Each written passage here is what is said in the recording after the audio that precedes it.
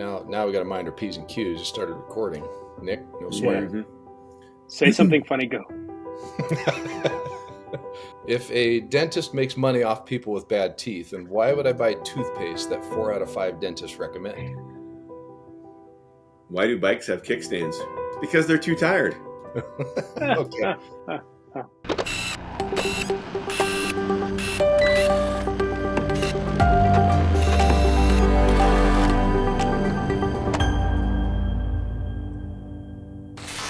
Welcome back, everyone, to their DirectConnect. This time, we got Bryan Carr joining me. Bryan, how you doing? Doing well, Nick. Good to join you again. Looking forward to round 2 of Tales from the Audit Room. And this time, we found an old gem, which if you find us at the right event, you might get to see the actual presentation. But the 2014 WEC SIP audit team quotes slide deck. We're going to review that, and we're not going to share because we got to protect the guilty. So with that, now hold some on, of these I may have to pause on hold because on. we probably shouldn't finish those. Yeah, there's a little bit of context here, right? There's actually 2 versions of this slideshow. One that is safe for work and one that's not safe for work. So I'll provide a little background. Maybe this will, I think, help things along. But not safe for work and less safe for work. I'm not sure any of it's really that safe. But we won't talk about not the safe cheese. for That management. The cheese was not safe for work, and the bathroom tokens. Those are out. Those are Archer After Dark. When you're traveling so much together, we started putting together basically quotes. We're just capturing funny things. Out of pocket comments, whatever you want to call it. So Nick started cataloging those and came up with a kind of year-end presentation. So he dug that up, and we started talking through. There's a lot of it we honestly can't really share because it implicates us allegedly or other people. So I don't mind implicating other people. means we have to name names though, and that start getting phone calls. So I'm going to lead off with one from Joe Baugh. It's a rental car one, and just to put the backstory on this one, Joe Morgan and I flew into Vegas and basically drove down the I-15 corridor, but not on I-15, back and forth every substation between there and LA, I think. And the rental car that was given was, I don't remember what it was, some kind of Jeep. And Joe was having none of it by the end of the second day. None of it was like the 6-seat Wrangler. It was like the Liberty, wasn't it? Yeah, no. I thought it was a Liberty or something, one of those. It wasn't something nice like a Cherokee, though. I remember that. It rode like a Jeep because Joe, I think we were somewhere outside of Barstow, which is always a great spot to be. All right, damn it. No more damn Jeeps. It's like riding in a bathtub. A cast iron bathtub. An old claw-footed cast iron bathtub. Oh, yeah. I was very particular about cars after that. Well, we also had the do not drive list. And it eventually flipped to allowed to drive list. And I think there were 4 of us on it. I still don't know how I got to stay on it. Yeah, because the allowed to drive list was shorter. Yeah. I'm the only person I think that Darren fell asleep while I was driving. May have had something to do with muscle relaxers. But if you've ever driven with Darren in the side seat or the passenger seat, that's like taking a driving test. Oh man, it is. It's just a prolonged driving test. But then you put Darren in the driver's seat, and what's he doing? 65 in the fast lane, and wonders why everybody's flying around him. So sorry, Darren, it's just how it is. That's the less safe for work. The not safe for work version. Well, there was one time in LA when Wally was driving.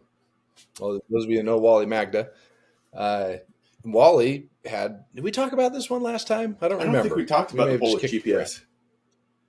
Yeah, he had his GPS, so he had his Google Maps up, and we were Southern California, around LA somewhere, and Wally was driving, had his maps up, and it was in Polish because Wally, his Polish background, plays a mean accordion. That guy, like, incredible talent. Love Wally, but his Polish GPS was giving him directions, and Darren's riding shotgun, of course, and I can't remember how long that lasted. Maybe 10 minutes. As we're driving around, and Darren finally turned to Wally and says, "If you don't turn off that effing GPS, it's like I'm going to rip it out and throw it out the car." So he had to quietly take it off the dash and turn it off. I don't know if you turned it to English or not, but I don't know what the issue was, whether it was Wally's driving or no offense, Wally, I love you, but That was the one where Darren accused him of driving by Braille with the bumps on the lines. I was in the car, so I just assumed it was probably about average, but he hit it twice or something. And speaking of the audit room, kind of where everything comes back to the clearinghouse, got another Joe Ba one. And for those who remember Mindy, our CPC, this was to her. So if you think of Joe and Mindy, I think what's Mindy? Maybe 5'5"? Not a large person, but yeah, Joe comes in. For someone so small, you flounder like a 300-pound linebacker. So some of the audit rooms were pretty small. I mean, some of utilities, you all stuck us in broom closets, and we got real cozy over the course of a week. There was no social distancing back then. Yeah. And some of us could work from our laptops. Others had 1, 2, 3, 15 portable monitors and sprawled. And the hilarious part about this was Joe was as much of a sprawler as anybody. Yeah. Desk space was definitely a hot commodity back then, especially in the smaller audit rooms. And some of the auditors, would travel with like 2, 3 portable screens, and they'd set up and take up the space of 4. And like, hey, what are you doing? I think Mindy had a couple of monitors. Joe Ba did too. I think it's because she was encroaching on his space. That's what I think. Yeah. I don't remember Mindy being one that took up a ton of space in the audit room. Yeah, you encroach on Joe Ba. We used to joke about Joe Ba. It's a funny thing, him taking up space. You remember his business card that we used to joke about? Oh, the accordion style? If you know Joe. Yeah, the accordion style, the fold out, like it was, it was 3 feet long because it would fold out of all of his experience and everything. We used to give Joe a hard time about that. Love you, Joe. He'd have a story for everything. It was good times. All right, what's the next one, Nick? A lot of these really aren't safe for work. They're not even in the maybe safe for work. Well, I guess we can go with the I just threw up in my pants. Remember that one when we were down in Vegas? And do we want to name names on that one, or just want to talk about? Let's just talk about it. I don't know. The name might slip out, but yeah, that was one of the guys. Who he always wanted to have the sayings down, but he was always off by like 1 or 2 words, or contextually off by about 30 seconds. And that was one where it's just like, wait, what? Yep. I think he was trying to say something about throwing up in his mouth, but yeah. Then it was I threw up in my pants. So. And this was toward December of the year that I was keeping track of everything everybody figured out. So then he immediately follows up with, "Oh hell, you're going to write that down, aren't you?" Nope, yep. Already did. Don't put that one in the presentation. Yeah, he knew. He knew. Those were some of the best ones because once he realized it, it was already too late. I mean, us as the audit team, you let anything like that out, and we're using that saying for the next 6 months. About anything. Might have been the same week. Comes in with, it took him like a half an hour to get that cherry out. Wait, is that a saying? So at that point, then he realized that he was just trying to find a saying at that point. So that's the same auditor who I convinced to buy a brand new truck too. For those of you that know the story, you didn't convince him. You just helped him not lose his. To look at a truck. You just helped him not lose his. Took me to the dealership, look at a new truck, and he bought a new truck. And speaking of being just ruthless, we got the one where one of the auditors was talking about spending 8 years with the nuns in school, to which Mick Nesham just comes right off the top rope with, "I didn't know kindergarten was that long." For those of y'all who have ever had a chance to work with Mick, or if you've only seen him and maybe had worked him a little bit, I know when he was at Chelan, their nickname for him was a sippy hippie, and I was like, yeah, he's like the hippie that spent some time in Nam. He's got about 6 ways to take you out with words. Mick was masterful in that. He'd come off the top rope with something you totally would not expect it. Kind of subtle, kind of understated. Definitely. Perfect timing on him though. Like his comedic delivery was. He could have hung his own on Saturday Night Live. Another one, I think it was the same too. Actually, one of them talked about doing a 9-minute mile yesterday. Mick follows right behind with being on a bus doesn't count. Brutal. I don't know how else to put it. We got the dongle one. Is that one safe enough, do you think? Yeah, I think it's safe enough because everybody knows what we're talking about. So everybody worked. And Nick gives me that look of like, oh boy. we all dongle had Macs back in the day, and so connector. we had adapters. This kind of dongle. Yep, that we call the dongle. It's just an adapter. But yeah, we all the word traveled. dongle is funny. So We all travel with a purse full of them because back then you had to have 17 different varieties. They weren't. You had to have Thunderbolts and Lightning, and I don't think USB-C was a thing yet. Did you have USB-A? it wasn't yet. You needed an HDMI. You needed a VGA. Yeah. Joe Baugh comes back in, and I don't know who he was talking to. I didn't write that down. That was my failure points because that would have added a lot of context. But he yelled, "What'd you do to my dongle? It's broken." A lot of things in the audit room that if you didn't hear the context or didn't see what was going on, look real suspicious. Well, we had plenty of shenanigans in the audit room too. You remember, all the little stuff you do in the office, but when you're traveling, it's like worse, right? You put Scotch tape underneath somebody's mouse, it's not working. Oh, yeah. Mess with their keyboard, but I don't know. When you're on the road, it even carries even more weight because you don't have, I don't know, an IT person there to help you. You don't have, and especially when the IT person is the one doing it.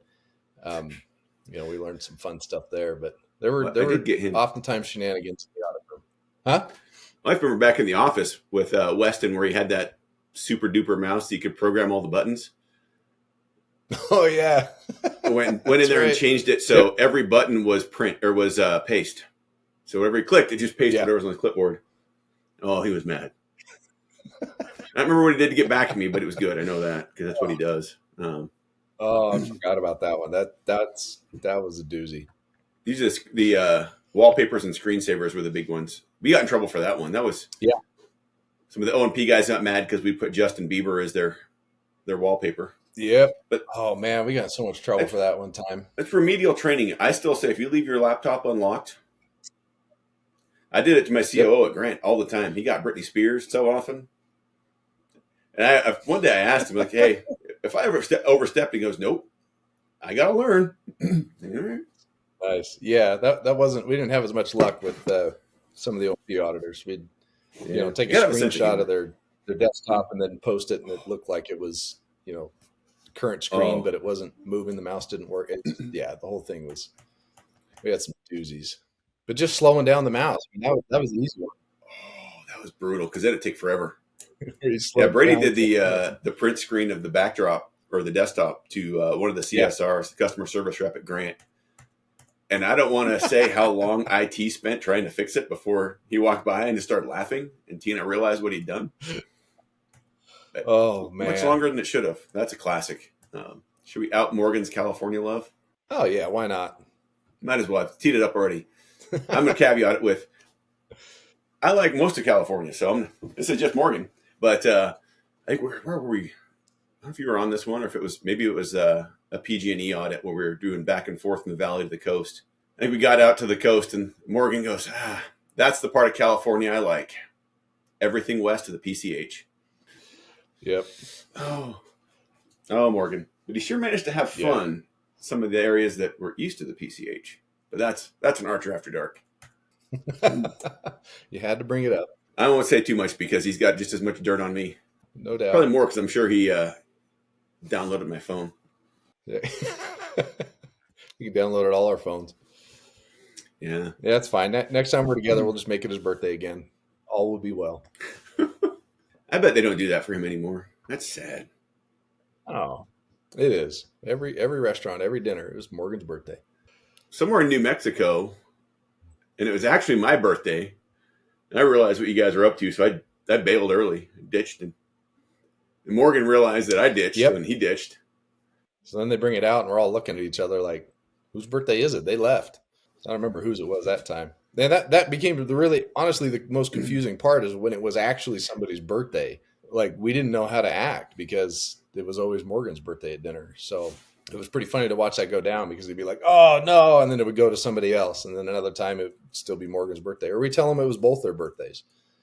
We had a lot of 2 free desserts some nights with Morgan's birthday and the actual person celebrating it. We got Darren once. Oh, yeah. That was a good one. I think that was. Yep. Was that the one you intercepted where he had set it up for Morgan? Yep. And you caught the waitress and like, no, it's actually his birthday. And Darren was way confused by that. Speaking of Darren ones, I got one of the few, maybe the only safe for work Darrenism. Any idea what it is? Your laughing tells me that it's not. You Dude, think of all none the of other them come ones. to mind. Like I just went through like 30 sayings from Darren, and none of them are safe for this conversation. Nothing. It's only money. You can't take a U-Haul to heaven.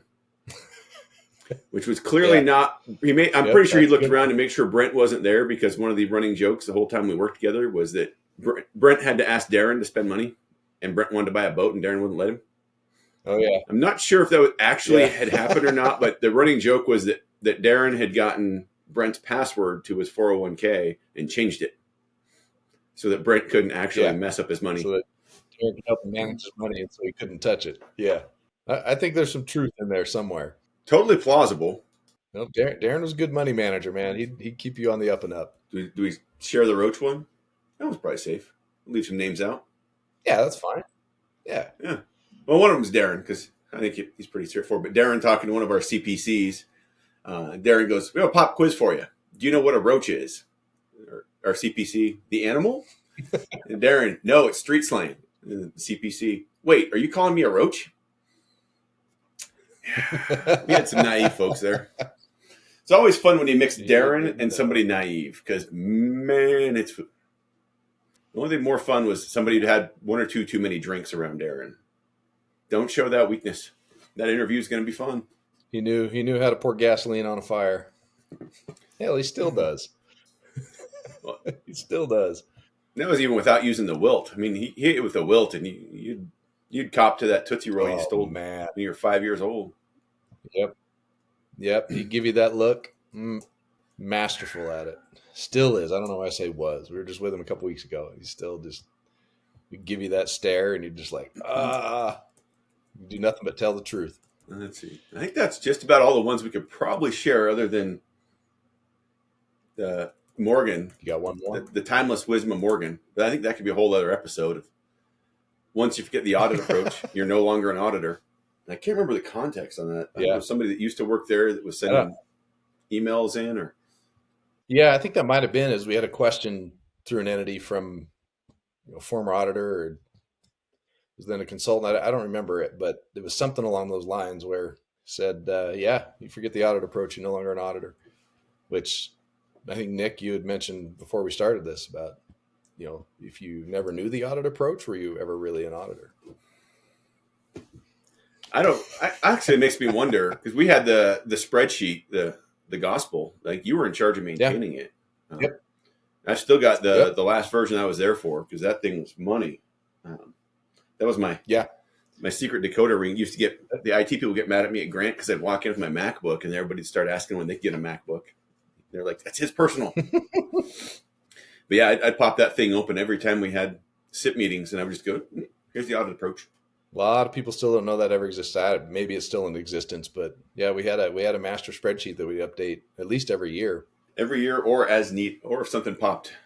Yeah, we kind of documented what the approach was and how we'd look at things and what to not look at, to not chase the red herrings that really didn't matter. Yeah, there was a spreadsheet out there. I'm sure it still exists in some form or fashion, but I don't know if you remember how many times we had executive that would try to get us to publish that. It's like, no way, we can't publish that, because as soon as we publish it, we're going to learn something new. We're going to be out talking to somebody like Jason Roysden or Jason Smith at the time, or Brian Register when they were at Iberdrola or Avangrid, and they introduce you to something you didn't realize, but then you've got it written down as something up. Yeah, it was just, we couldn't publish that because it wasn't the standard. We want people building towards our interpretation because it was fluid.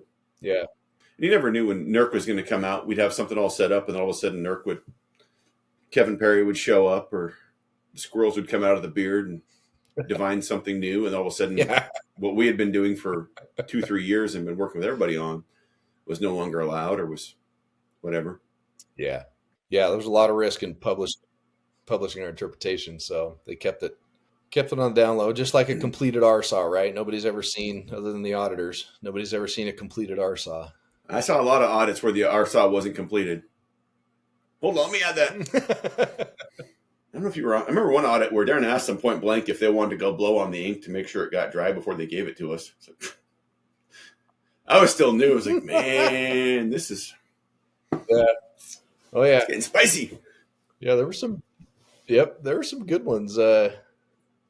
Yeah, all the best ones though. Honestly, the RSAs were the ones that were still redlined. You know, that they'd given us a version of what they were in the middle of reviewing, and comments, red lines. You're like, I don't think this is intended for us. That always made for Speaking of the awkward conversation. RSAs, I remember reading through. I think when I was still new, one of the ways we would train was to look at the RSAs for the audit we were doing from the 3 year before cycle. And for us, that 3 year before was when the entire audit team, except for I think Brent and Morgan, resigned at the same time. So they had, I think, Brent, Morgan, Mick, I think Darren might have been there as a contractor. They had like 4 guys trying to catch up on like 6 months worth of backlog. So I'd be looking at some of those RSAs and be like, oh, BPA was at this utility. Why was BPA in New Mexico? Yeah. Why was BPA in Butte? What the heck? But they were so swamped, it was just copy and paste. A lot of control, a lot of find and replace that went wrong or didn't go at all. Why did we change entities in the middle of the RSA, the write-up from the auditors? That's the part you guys never saw, was the auditors and their kind of all their notes and what they saw and what they read. Nobody gets to really see that, but there's a lot of control find or control F and replace when it comes to that for the entities. One of these days we're going to have to do the consultants after dark story, some of the things we've seen on that side. Oh yeah. Maybe. That's a whole nother chapter. That's a whole nother chapter. I feel like the whole thread with James and Pauline could be a series, man. We probably have to run that entire thing through Chat GPT to get that sanitized enough to be able to share, but I don't know. Might lose some of its punch, Yeah. Well, and some of the stories I've heard from you all down in Phoenix, there's a trove of information there too, but yeah, there's quite a few down there. There's some good ones. No doubt. There's stories to be had, but for another time. So we wrap it up? Absolutely. Yep. So Thanks for joining. Come find Brian or I next time you see us out in the wild, and find out more of the Archer After Dark. The rest of the stories. They're not safe for work ones, because some of those are the cheese one's good. I'm just going to leave it at that. All right. Take care. Yeah. Thanks everybody for joining. We'll see you later. Stay up to date on all the videos we release here at Archer by clicking on the subscribe button. Click on the bell to be notified right away when we release new videos. If you know of a topic or someone you think we should talk to on DirectConnect, please let us know in the comments below.